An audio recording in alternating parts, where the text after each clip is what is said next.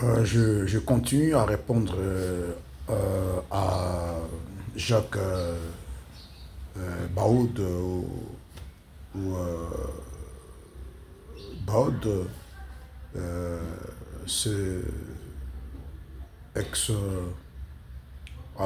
des services secrets suisse, un expert éminent qui, euh, euh, s'inscrit dans la logique du droit international. Et je ne lui donne pas tort parce qu'il est resté dans la logique du droit international. Et par rapport à la prophétie d'écriture, par rapport à ma compréhension, son avis est discutable. Il y a à nuancer par rapport à ce qu'il avait avancé, que l'État d'Israël a été créé par un acte extrajuridique relevant d'un axe terroriste. Donc, c'est une déclaration importante. Et je pense aujourd'hui, les experts des questions internationales ne sont pas mieux placés pour parler de ce conflit israélo-palestinien ou ce conflit israélo-arabe. Parce que c'est un conflit très complexe, ne peut être expliqué que sur le volet théologique. C'est difficile d'en parler sur le volet géopolitique, parce que l'expert va sortir de sa véritable version, va s'éloigner de la réalité dont présente véritablement la théologie. Vous voyez, donc c'est le rédit, c'est l'écriture qui est censé aujourd'hui parler de ces conflits israélo-palestiniens dont le mécanisme de dénuement bien ordonné dans la Bible, c'est complexe au devant de tout expert de questions d'actualité internationale qui se croient être dans la logique lorsqu'ils évoquent le droit international, mais en réalité, ils s'éloignent. Ils s'éloignent du problème du conflit le plus vieux au monde qui oppose les Arabes au peuple d'Israël. Lorsque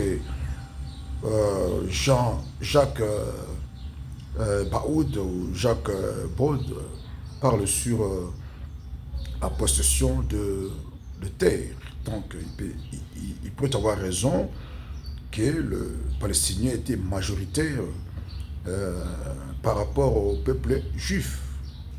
Vous voyez? Donc aujourd'hui, c'est un débat qui peut être ouvert sur le verdict entre les autochtones et ceux qui viennent d'ailleurs. Parce que la prophétie, l'écriture enseigne bel et bien qu'il y aura un peuple qui va sortir de son lit, de son espace, sous forme d'anonymat et sous forme de tournure énigmatique que moi je puis développer, illustrer, élucider au travers de mon procédé didactique que j'ai nommé la prophétiologie. J'ai nommé ces peuples-là. Les Européens devaient sortir de leur espace européen pour aller posséder des terres en Amérique, voyez, en Afrique, en Australie, en Nouvelle-Zélande. Vous voyez, il y a des autochtones qui sont sur place, mais qui ne gouvernent, qui ne gouvernent pas ou qui ne gouvernent pas. Ils n'ont jamais gouverné pour pouvoir dire qu'ils ne gouvernent plus, comme s'ils avaient gouverné. Vous voyez, des Amérindiens, des Apaches, ce sont des autochtones. Et ils furent à l'époque majoritaires. Aujourd'hui, ils sont minoritaires. Vous voyez, donc c'est un verdict, on doit inverser la tendance. Donc ces autochtones vont l'État diriger les États-Unis, le Canada, l'Australie, la Nouvelle-Zélande. Vous voyez, donc la prophétie d'écriture a procédé aux faits géopolitiques. Aux faits géopolitiques. Vous voyez, en Afrique du Sud, le blanc a procédé très longtemps. Le pays arc-en-ciel, l'Afrique du Sud, ni toute la fin de l'apartheid, le blanc le continuait à dominer sur les autochtones. D'ailleurs, économiquement, il continue à dominer sur les autochtones. Vous voyez, donc aujourd'hui, l'érudit, la portée d'écriture est mieux placé pour expliquer le fonctionnement global de notre monde. Donc, les experts connaissent une déficience que l'érudit doit combler. Vous voyez, il doit combler. Donc, par exemple, l'aspect politique peut venir supplier un tout petit peu l'érudit politique pour un peu plus éclairer le lanterne. Mais celui qui a le monopole d'éclaircir l'opinion en général, c'est l'érudit de la prophétie de l'écriture, parce que le livre prophétique égorge encore une ligne, l'ensemble de faits géopolitiques que nous vivons au temps actuel. Donc c'est important de parler sur ça.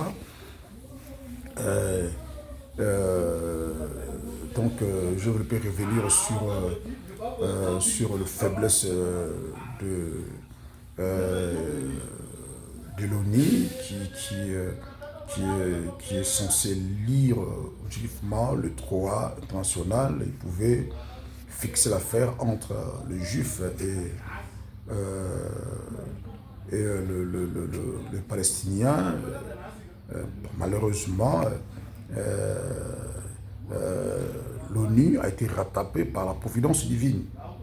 Vous voyez, nous avons cette affaire de Weizmann qui a reçu un avantage venant de l'ONU au travers du mandat britannique qui sert du cadre de déclaration de Balfour que Ben Gurion avait récupéré pour proclamer l'indépendance de l'État d'Israël le 14 mai 1948. Vous voyez, donc tout se penche contre l'Israël par rapport à la prophétie de l'Écriture. Vous voyez, mais il y avait des promesses de la part des Britanniques de donner une portion de terre au peuple juif, du consort. Le mandat britannique a trahi le peuple palestinien pour donner l'avantage au peuple juif. Cela tient d'un fait prophétique. Bien que sur le droit international, on condamne cela, comme Jacques Bau l'appelle, d'un acte terroriste qui a créé l'État d'Israël. En réalité, c'est l'accomplissement de la prophétie de l'Écriture. Vous voyez, lorsque je parle de prophétie, de caprice de relations internationales, c'est quoi? Alors, par exemple, on dit le Palestinien était l'avant, le peuple juif, le Palestinien fut majoritaire et tout consort. Ça, ce sont des caprices des relations internationales. Mais la prophétie de l'Écriture a tranché que Dieu a donné cette terre au peuple juif. Et ce que nous voyons aujourd'hui. Comment peut-on expliquer le Palestinien qui sont majoritaires et les pays arabes tout autour, dans l'État d'Israël, à la possession de cette terre? Il y a une explication, il y a une main au-dessus, il y a une providence divine, il y a une force métaphysique qui agit en faveur du peuple juif. C'est comme ça qu'il faut comprendre les choses, sinon on s'écarte de la réalité, de la logique, et on se perd. Vous voyez? Et on ne sait pas suivre la courbe logique de l'évolution de l'humanité jusqu'à sa fin. Donc c'est très important, je devais revenir pour expliquer cela au cours de ma prochaine sortie médiatique, je vais démontrer que même la colonisation de la planète fait d'abord un acte prophétique. Nous avons les Occidentaux qui possèdent une partie de la planète, aux États-Unis, au Canada, en Australie, en Irlande, même en Afrique du Sud. Vous voyez, donc j'ai une autre perception des choses à partir de ma compréhension du livre prophétique. Donc, s'il faut s'en tenir du droit international, il y a un verdict qui doit inverser, que les autochtones reprennent la main et ces dominataires vont se rabaisser. Or, c'est pas ce qui doit se faire. Vous voyez, le système international, tel que voulu aussi par Dieu lui-même, est battu sur le rapport de force. La loi du plus fort, toujours la meilleure. Les relations internationales fonctionnent comme dans une jungle. Il n'y a pas le respect des lois. Ce que disait le président américain Donald Trump. Dans les relations internationales, il n'y a pas le respect de la morale. Donc, tout se fait par l'usage de la force. Donc, je suis au milieu pour distribuer la connaissance à toutes les tendances. Je ne suis pas pro-américain ou pro-russe, anti-américain, anti-russe, anti-européen, anti-arabe, non, je suis au milieu de distribuer la connaissance que j'ai pour éclairer les esprits, comprendre le fonctionnement de notre système, d'après la pensée de dire où nous allons, et susciter les espoirs au peuple meurtri de l'ensemble de la planète, qui considère comme si nous enfonçons pour une fin définitive. Non, nous sommes en transition vers un autre nouvel ordre mondial qui sera éternel. Donc, c'est très important. Je tenais à parler sur cet aspect, parce que je trouvais important cette déclaration de Jacques Bao pendant qu'il intervenait. Vous voyez, même aujourd'hui les droits internationaux peuvent condamner la présence militaire, tout ce que fait Tchal à Gaza, Cisjordanie, comme le génocide. Ça, c'est le plan du droit international. Vous voyez, on peut condamner les attaques terroristes du Hamas et tout consort. C'est sur le droit international.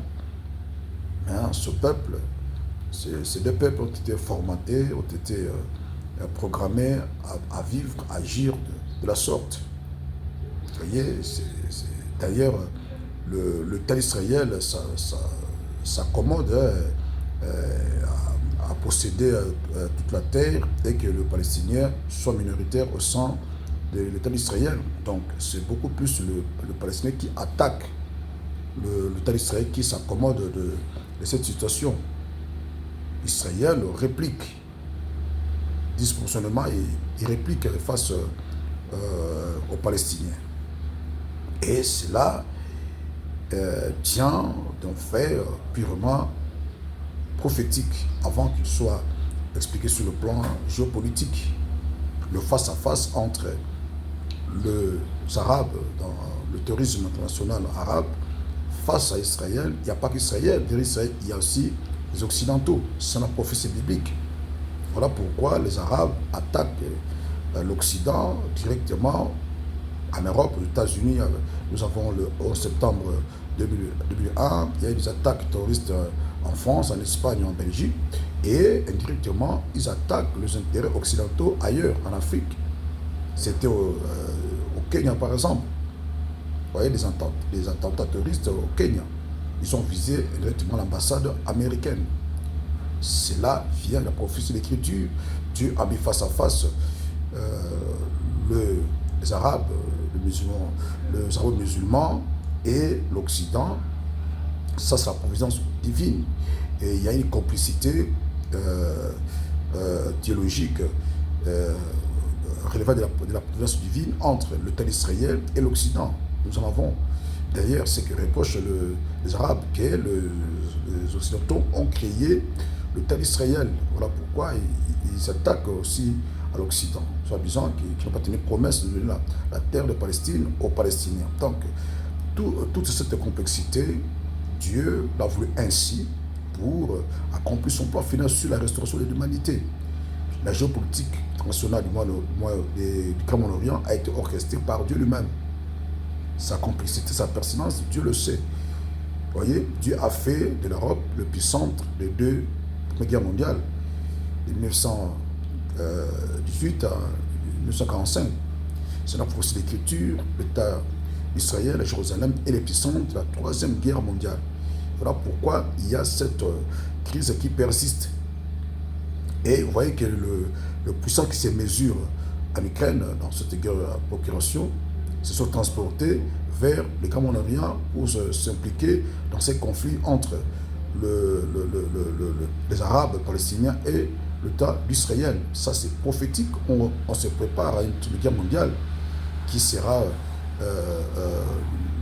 dans l'État d'Israël et le puissante, le levier, comme je dis, la gâchette, la première guerre mondiale et la quatrième guerre mondiale qui va clôturer l'histoire de l'humanité pour que nous entamons le nouvel ordre mondial qui sera éternel. Donc, c'est important que l'opinion puisse comprendre cela.